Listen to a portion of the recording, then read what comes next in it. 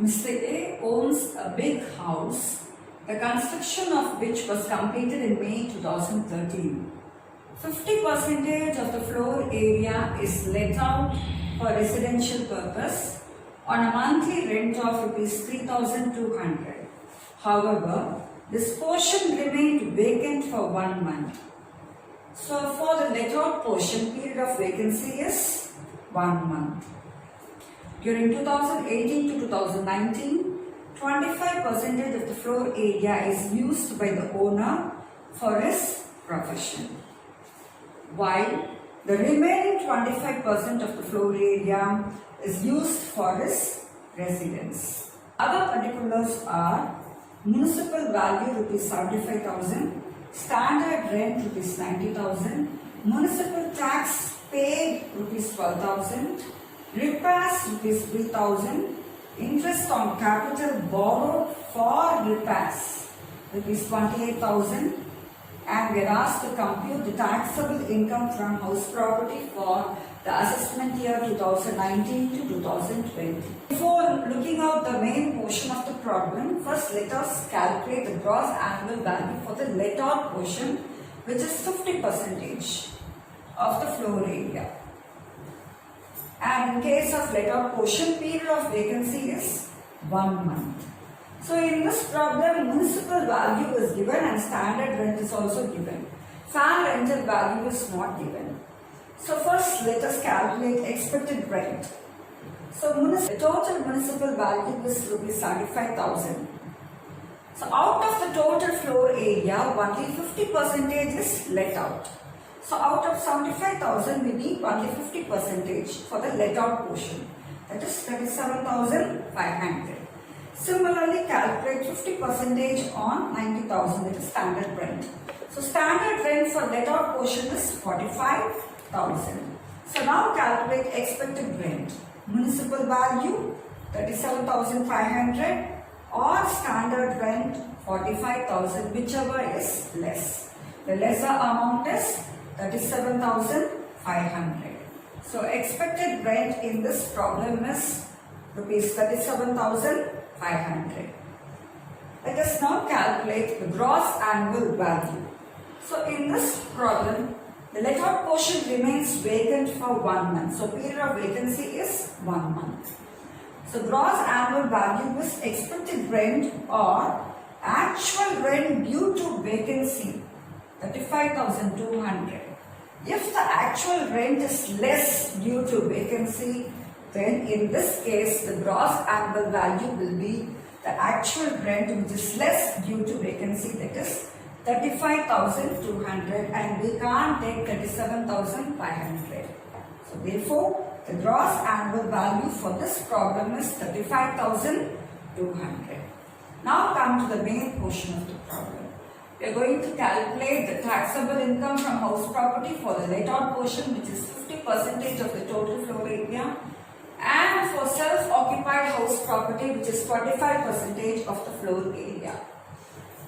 Gross annual value of the let out portion is, we have already calculated, 35,200, and as we all know, the gross annual value for self-occupied house property is nil.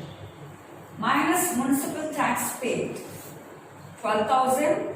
So only for let out portion municipal tax can be allowed. So municipal tax, out of the total municipal tax, take 50%, which comes to 6,000. In case of self-occupied house property, municipal tax paid with owner can't be allowed. So it is nil.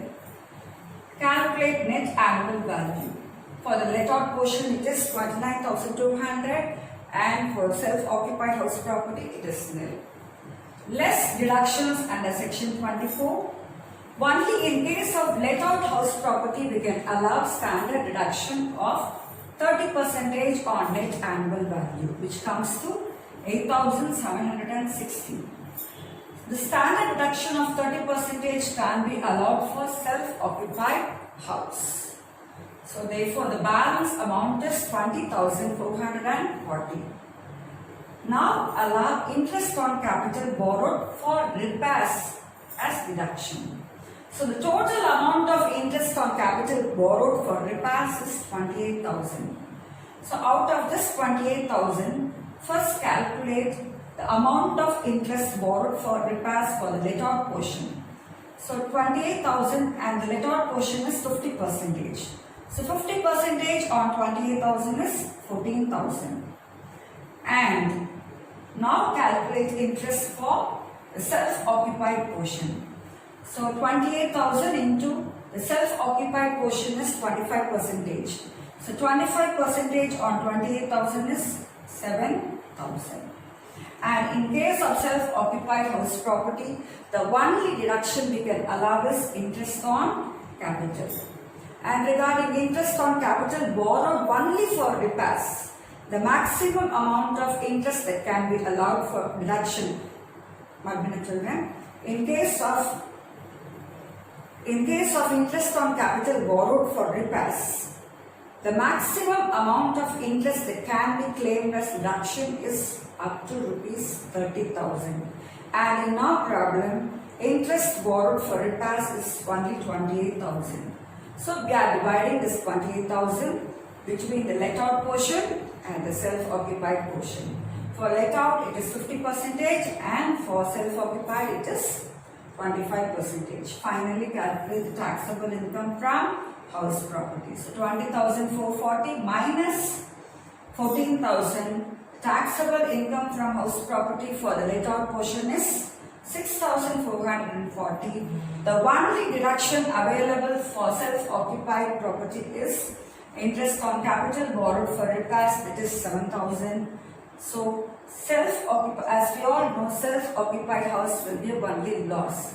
So loss from self-occupied house property is 7,000. Income from let out house property is 6,440 and the loss from self-occupied house property is rupees 7,000.